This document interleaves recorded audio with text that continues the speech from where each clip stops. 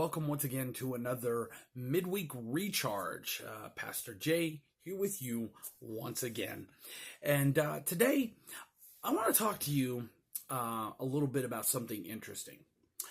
But before we do that, we want to remind you to give us a thumbs up. If you like this channel, please give us a thumbs up. Be sure to share this channel with somebody, and be sure to subscribe if you haven't already, and hit that bell, and you'll be notified when the next video comes up. All right. So let's jump into this. Today, I want to share with you something that is kind of interesting. In this day and age, the church has become something that I think God has never envisioned for a lot of things. The churches that we attend, and not all churches, but a lot of churches that people attend, have become not places of worship, but they're places of business. And that's what it is. It's like churches become a business, and that is not what God intended. God wanted us to be people that pour out and shine a light, and we become more worried about things than we do about people. And so what has happened is, a lot of ways, the church now has become on trial. The church is now on trial because people feel like that churches are no longer about loving people. They're about the bottom line, and that is a bad thing in a lot of ways. I want to share with you what Jesus said in Matthew 5 and verse 16. He said to us, he said to his disciples and to the people, and it's to us in this generation as well. He says, "Let your light so shine before men that they might see your good works and glorify your Father which is in heaven." Now, note those words there. Let your light. What light is that? Well, this little light of mine, I'm going to let it shine. That beautiful little kid song that we all know and have sung probably many times in our life. That beautiful song says, "This little light of mine, I'm going to let it shine. Hide it under a bushel. No, I'm going to let it shine," right?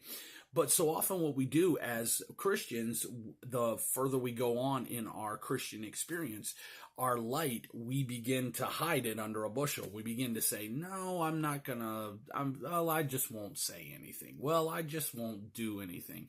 We see people that are in trouble and we go, "Well, it's up to them to get out of that." You know, we see people that are struggling, people that are in sin, and we just sit there and say, "Well, they'll get out of it or they won't." Well, that's not enough. Sometimes we need to be the light that people can see that they need Jesus, right? We're seeing so much that goes against God's word in this generation, and the church has basically turned a deaf ear to it, and in a lot of ways they've welcomed it into the church, and that is a really bad thing. We need to realize that it is up to us as the church of the living God to shine our light before men so that they might see not just the fact that we're Christians, but see our good works as well. See that we love people, that we're concerned about people, that we care for people. When's the last time you saw somebody that was in trouble and you lend a helping hand? When's the last time you said to someone that is struggling, "You know what? Let me pray with you. You know, let me pray for you," and took that time and prayed for somebody? You know, when's the last time we did that? You know, these are the good works that Jesus said we need to do. It's a way to reach out and show other people in this generation that the church is not all about financial stuff and things like that. It really is about love. That's what it's about. And the thing is, what Jesus said was, when we shine our light before men and they see our good works, what's going to happen? They will glorify your Father, which is in heaven. They will realize that you've done this not to get a pat on the back, because if that's why you're doing it, then you're doing it for the wrong purpose.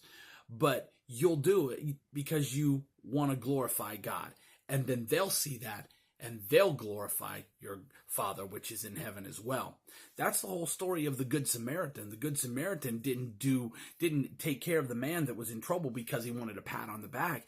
He did it because that's what God would have done. So what I'm saying today is, whatever you do, do it for the Lord. And do it so that people will not glorify you and not say, wow, what a good person they are. But, wow, they really do love God. And you know what? I want to be like them because they're like Jesus. And if you can do that, then there's nothing greater in the world than that. Okay? So yeah, the church is a little bit on trial right now because of all this stuff. But let's be a true church of the King, right? That's what we should do. All right. I thank you for joining me today, and we will be back with you next week with another recharge. And until we're with you next week, have a blessed week, and we'll see you. Vaya con Dios. Go with God. We'll see you. Bye.